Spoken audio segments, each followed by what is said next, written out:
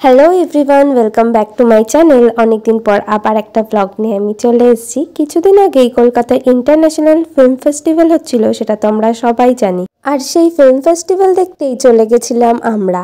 Last 2 বছর ধরেই আমরা ফিল্ম ফেস্টিভ্যাল দেখতে যাই, তার আগে কিন্তু আমি কোনোদিনও ফিল্ম ফেস্টিভ্যালে যাইনি। গত বছর ফিল্ম ফেস্টিভ্যালে কি এতটা ভালো লেগেছিল, তাই এবার আর লোভ সামলাতে পারিনি ফিল্ম ফেস্টিভ্যালে যাওয়ার। প্রথমে ঢুকেই দেখছি এত সুন্দর সুন্দর 3টে ফোয়ারা, আর ফোয়ারার সামনে ফটো তুলবো না, এটা কি করে হয়।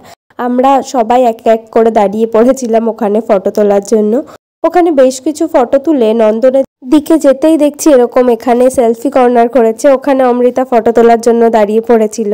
তো বেশ কিছু ফটো তোলার পর আমরা নন্দনের দিকে গেলাম, গিয়ে দেখছি দেখো এখানে কত লোক। ওই দিনগুলো পছন্দের জায়গার মধ্যে নন্দন একটা, আর ওই দিন যেন নন্দনকে আরো বেশি ভাল লাগছিল।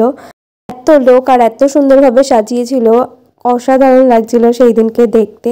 তারপরেই আমরা চলে গেলাম একটু ঘুরে দেখতে আশেপাশে। প্রচুর স্টল বসেছিল, আর এখানে একটা সেলফি কর্নার ছিল, সেটাতে তো ফটো তোলার জন্য প্রচুর লাইন পড়েছিল। আমরা রিস্ক নিইনি ওখানে ফটো তোলার, আমরা প্রোগ্রাম দেখবো বলে যাচ্ছিলাম। তার মাঝখানেই দেখো রবীন্দ্রনাথ ঠাকুরকে আমরা দেখতে পেয়েছি। আর রবীন্দ্রনাথ ঠাকুর ছাড়া কিন্তু এখানকার ফিল্ম ফেস্টিভ্যাল একদমই ইনকমপ্লিট। তারপরে একটু আমাদের ইচ্ছে হলো ভেতরে হলে গিয়ে প্রোগ্রাম দেখার, তো সেই দিকেই আমরা যাচ্ছিলাম। ওখানে গিয়ে আমরা দেখছি ওখানে অনেকে এসছে। ওখানে ওই দিন অর্জুন চক্রবর্তী ছিল, পাউলি দাম ছিল, রীতাবরী চক্রবর্তী ছিল।